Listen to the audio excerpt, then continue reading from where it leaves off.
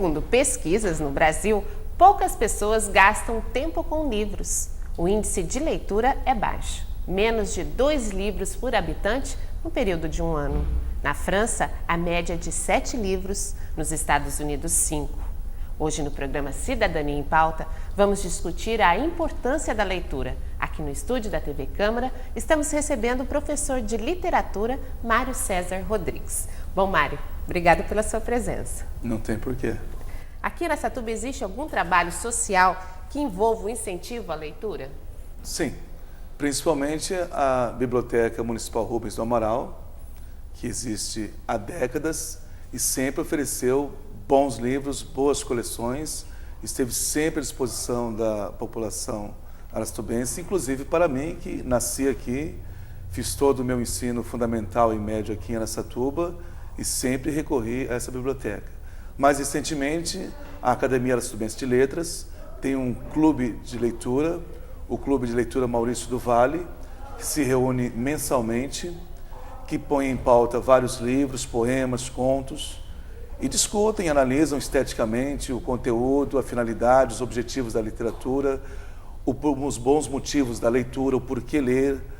São trabalhos importantíssimos que sempre valorizam o hábito da leitura.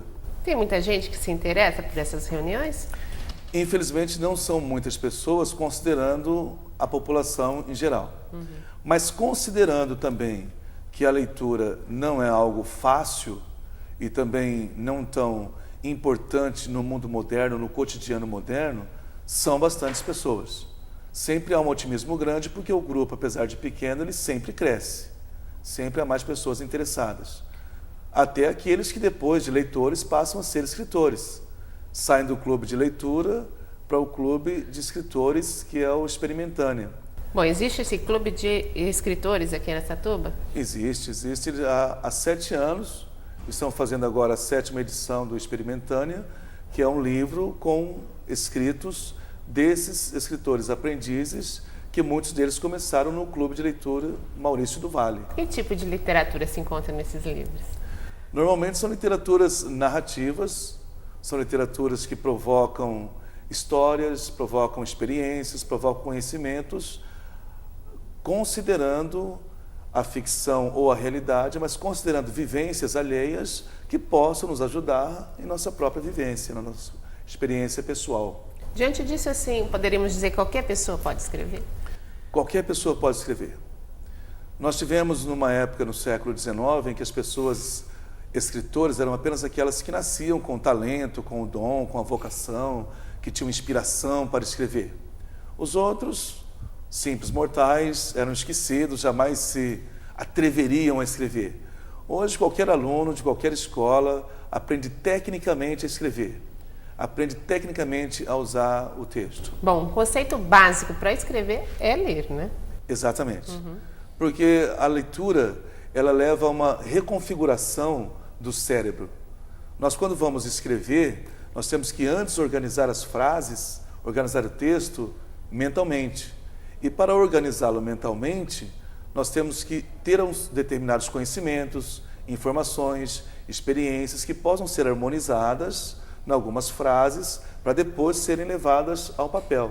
Essa organização cerebral se faz principalmente através da leitura, de quem já chegou lá, de quem já tem uma configuração boa para a escritura, de quem já sabe fazer boas frases, bons períodos, bons parágrafos, de quem sabe expressar boas ideias. Então, com aqueles que já chegaram lá, nós vamos aprendendo, nos reconfigurando e aprendendo a colocar no papel aquilo que já está dentro de nós de uma forma muito desorganizada. Mas enquanto pensamos, enquanto conversamos, nós vamos organizando isto e depois aprendemos a colocar no papel, dominando o idioma que usamos. Bom, é preciso estar claro para a gente, para colocar, para passar isso para as pessoas. Exatamente. Por isso, conversar também é muito importante. Então, as pessoas precisam conversar.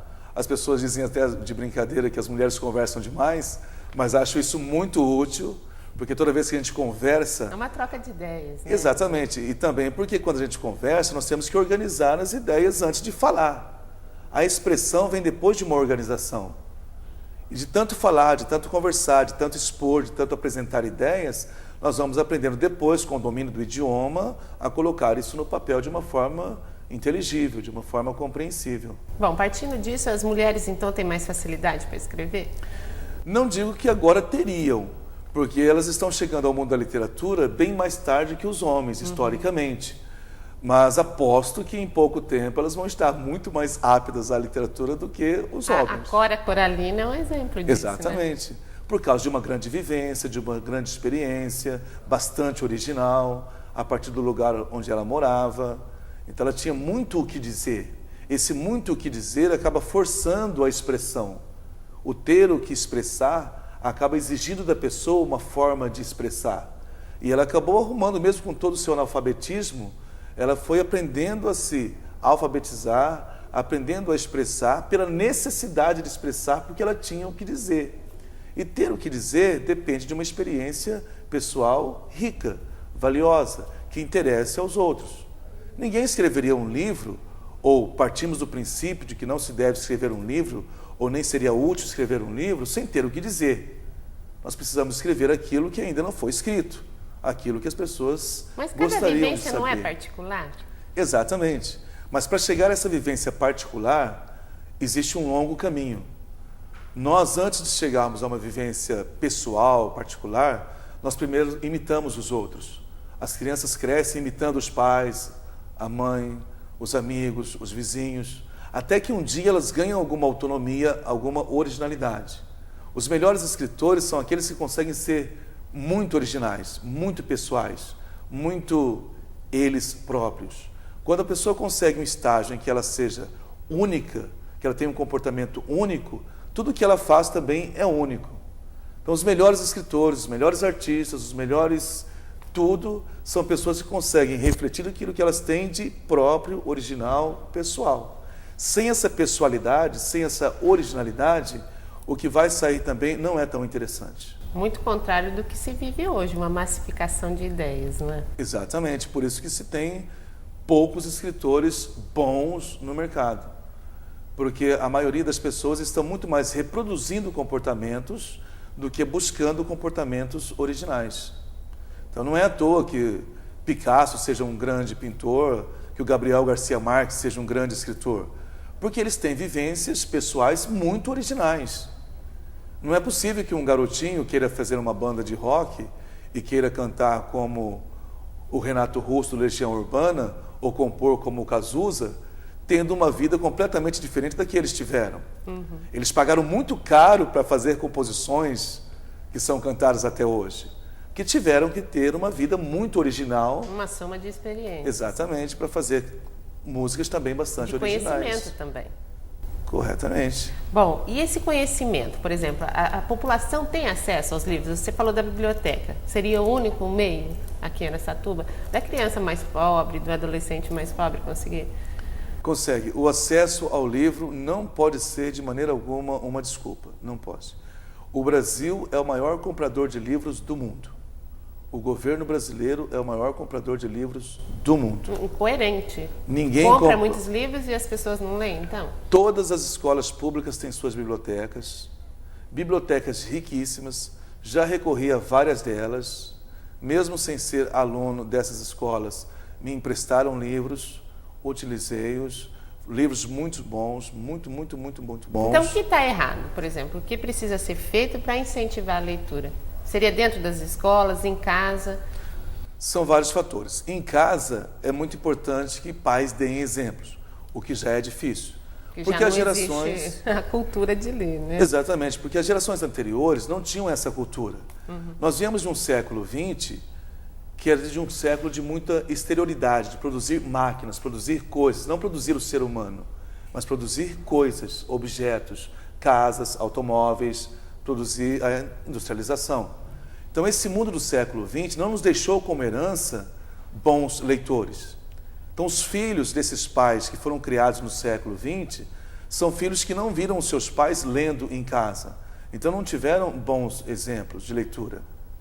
Também nas escolas, a dificuldade para fazer o aluno ler é porque ele já não tem o hábito, não tem o exemplo e ainda as nossas condições brasileiras, geográficas, climáticas, não nos favorecem. Como assim?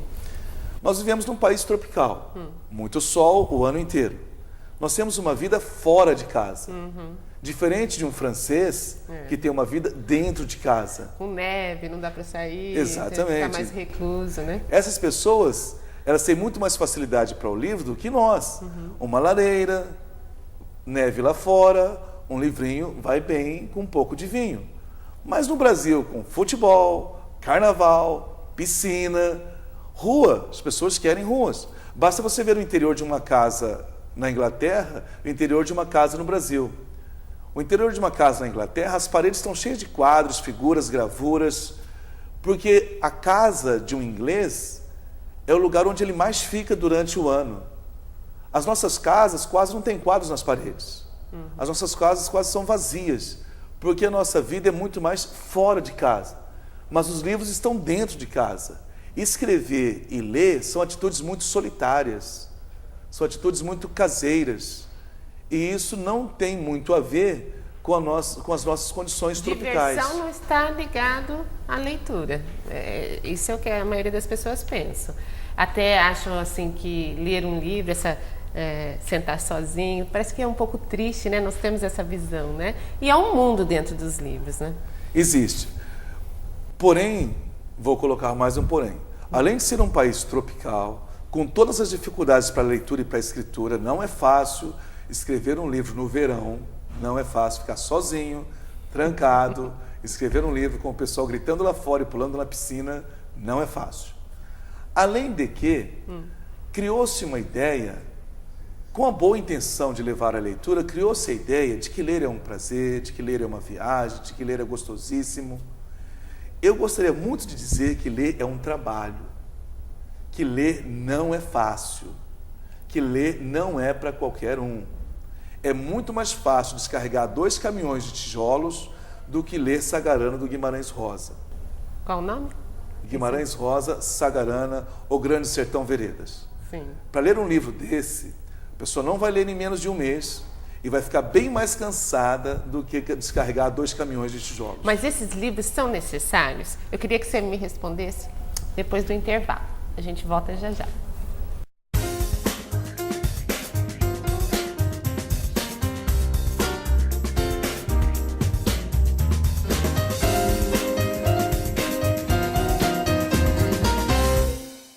Tem 2 jeitos de conter as mudanças climáticas. O primeiro jeito, você se torna um cara popular, inicia uma carreira política meteórica, se candidata a cargos públicos, é eleito presidente, transforma o país numa superpotência. E aí, convence os outros países a parar de poluir o planeta. E o segundo jeito de conter as mudanças climáticas? Ué, use só lâmpadas fluorescentes. Salvar o planeta é agora ou agora. O Graac sabe onde quer chegar, por isso já conquistou tantas coisas, como esse monte de sorrisos. Ele sempre correu atrás dos seus sonhos. Muitos viraram realidade, como o seu hospital altamente especializado. Muita gente faz parte disso, porque a cura do câncer é uma causa nobre e precisa avançar ainda mais. Essas crianças sonham com o futuro. E para esse futuro acontecer, deixa a causa te abraçar. Graac, combatendo e vencendo o câncer infantil.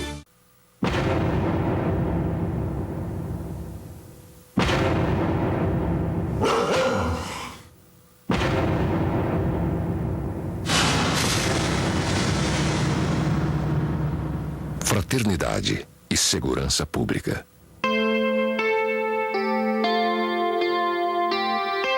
A paz é fruto da justiça. Campanha da Fraternidade, CNBB.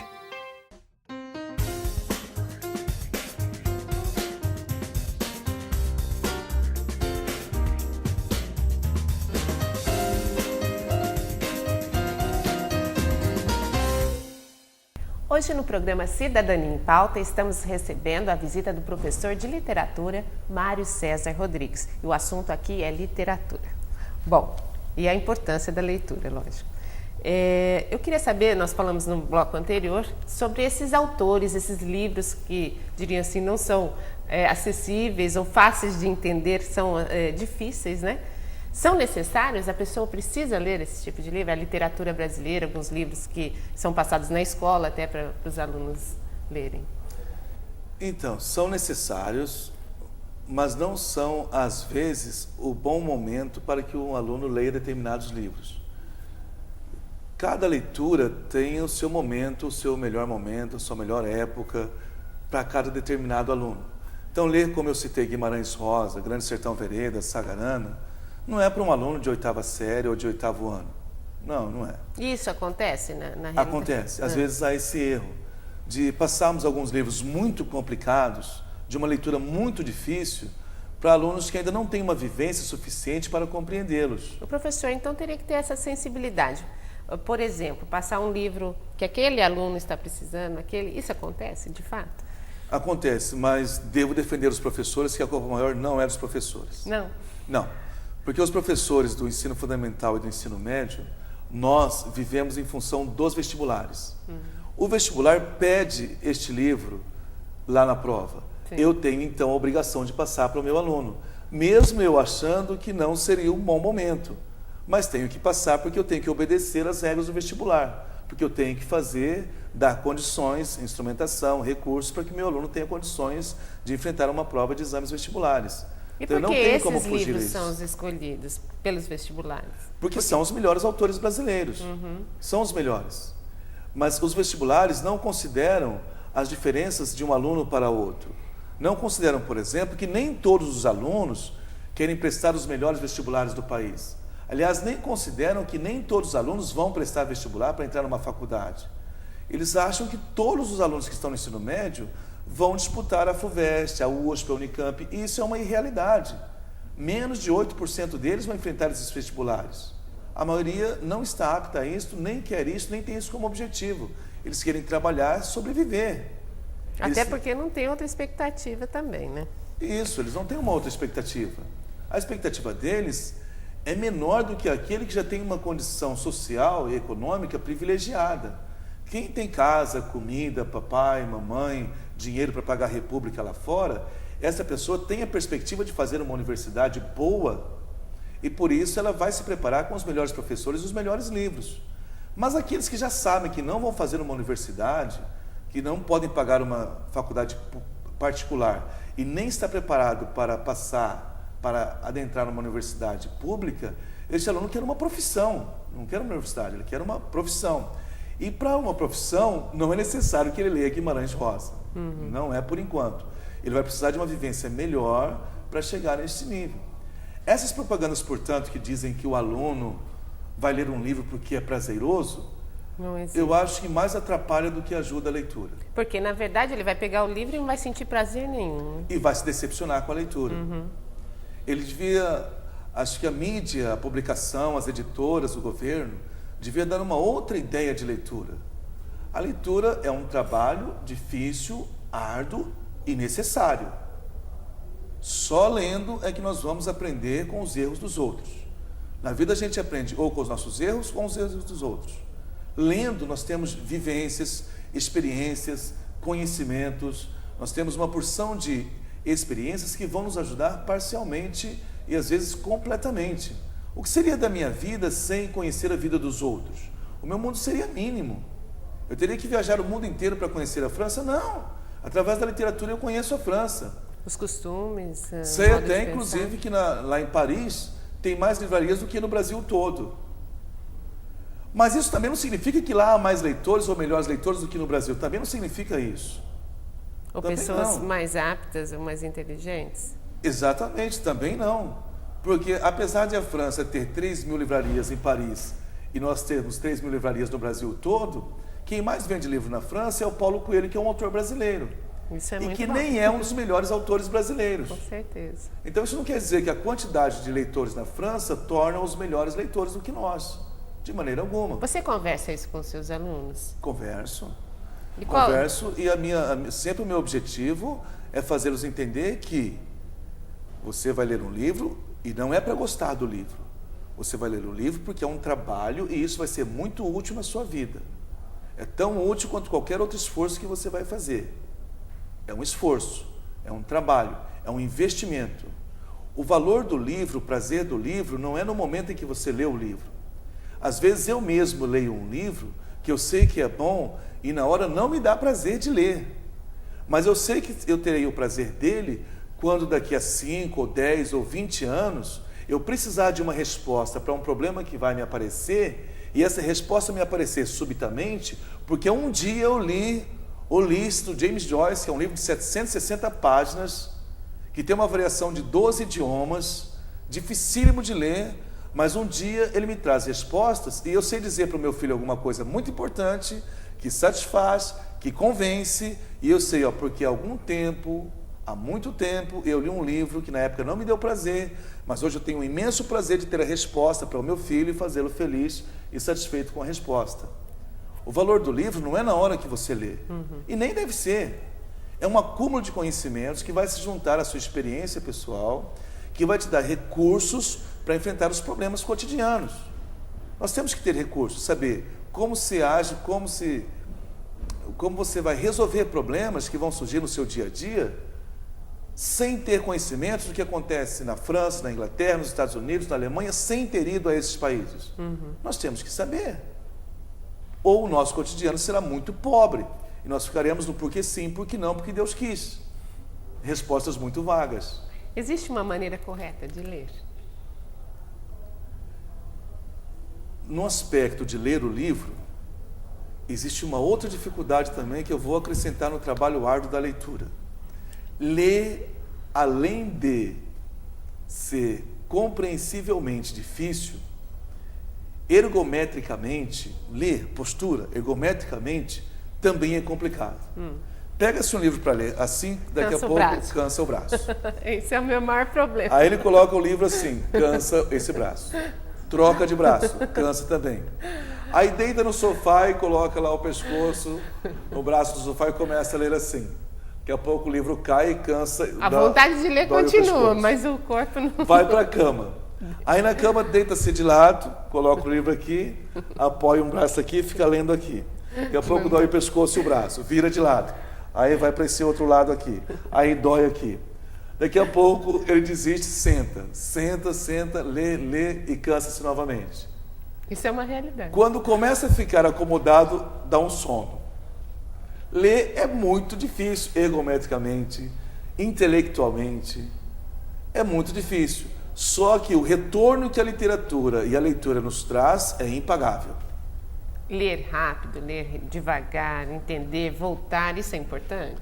Muito importante. Ler é aprender a ler. Quando a professora do ensino básico diz para o aluno, você está alfabetizado, eu acho que ela está cometendo um erro. Porque nós passamos a vida inteira aprendendo a ler. Quando alguém pegar um livro de filosofia, por exemplo, do Kant, Immanuel Kant, pegar um livro do Kant e ler do começo ao fim, página por página, e entender tudo, ele vai poder dizer, eu sei ler. Enquanto não acontecer isso, ele deve dizer, estou aprendendo a ler. Então, estamos todos sendo alfabetizados durante a vida. Exatamente. Nós vamos aprendendo a ler durante toda a nossa vida. Na questão, as pessoas procuram leituras rápidas, textos curtos, as revistas, até as revistas de fofoca. Você acha que isso também ajuda as pessoas a gostarem de ler ou não? Ajuda. Ajuda porque, por mínimo que seja o conhecimento que você pode tirar de um texto, é um conhecimento. Qualquer experiência alheia é valorosa para o indivíduo. Por mínima que seja, por mais pobre que seja, mas a experiência do outro ajuda a minha experiência, ajuda a compreensão do mundo. Nós passamos a vida tentando entender o mundo em que nós vivemos. Nós vamos todos os dias vendo, ouvindo, cheirando, tocando, ingerindo o mundo exterior para um mundo interior. Em outras palavras, nós tentamos reproduzir o mundo exterior dentro do mundo interior. E modificá-lo, modificar dentro da gente para modificá-lo fora também, né? Exatamente isso. Nós tentamos colocar o mundo exterior dentro do mundo interior para pensá-lo e modificá-lo de acordo com a nossa vontade. O ser humano só tem condições de mudar o mundo em que ele vive porque ele reproduz o mundo em que ele vive dentro de si próprio, através das próprias experiências e das experiências alheias. Nós vamos absorvendo o mundo através do cinema, através do teatro, através da televisão, da internet, da música, do livro. E qual a diferença de todos esses meios e o livro? como você definiria o livro? Assim, é igual a todos esses? Ou tem um aspecto melhor, assim, nessa necessidade de repensar, de pensar o mundo que a gente vive? Há uma diferença muito grande.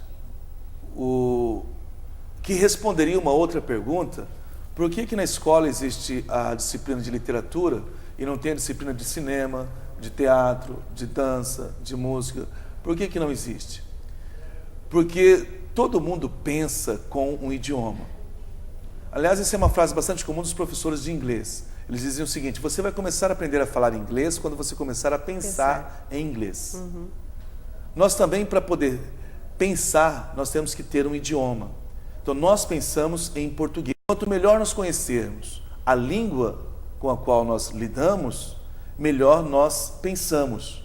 E é através da leitura que nós conhecemos melhor o nosso idioma. Então, lendo, nós aprendemos a pensar melhor o nosso dia a dia. Lendo, nós absorvemos o mundo e aprendemos a pensar este mundo para oferecer respostas aos problemas mais urgentes que ele nos oferece. Essa é a grande diferença. É o domínio do idioma com o qual nós pensamos a nossa realidade. E pensar que a gente está sempre aprendendo, cada vez mais, melhor, uma forma melhor de expressar, isso é contínuo, então, né? A expressão, então, por isso que o escritor é tão importante para a sociedade, porque a expressão desse pensamento que ele teve a partir da reflexão de um mundo que ele absorveu, a expressão torna-se ainda mais importante, porque a expressão significa uma organização de tudo aquilo que ele absorveu. A pessoa que não consegue expressar é porque não consegue organizar aquilo que ela absorveu. Mesmo na telenovela. Mesmo assistindo uma telenovela, ela absorve experiências alheias. Se ela conseguir organizar essas experiências, ela vai conseguir expressar. E expressar através do texto é muito mais difícil, porque depende do domínio do idioma. Por isso a importância da leitura. Daí a importância da leitura e a grande importância do escritor. E como que está a situação, o senhor que está dentro das salas de aula, dos nossos jovens hoje, com relação a isso? Eles leem pouco, sim. Mesmo os vestibulares cobrando os melhores livros, eles recorrem a resumos na internet, recorrem às histórias que o professor conta porque eles não querem ler o livro, justamente porque é um trabalho desgastante, difícil, demorado, gasta-se muito tempo com uma leitura, e os vestibulares exageram também. Nosso tempo está acabando. O senhor diria para as pessoas que estão nos assistindo, por que é importante ler? É importante ler porque nós precisamos da experiência do outro para ter uma boa experiência pessoal, para poder ter uma vida melhor. Na vida, todo mundo vai chorar. Só que uns choram mais, outros choram menos. Quem sabe mais, chora menos. Ok. Muito obrigada pela sua presença. Eu aguardo você no próximo programa. Até lá.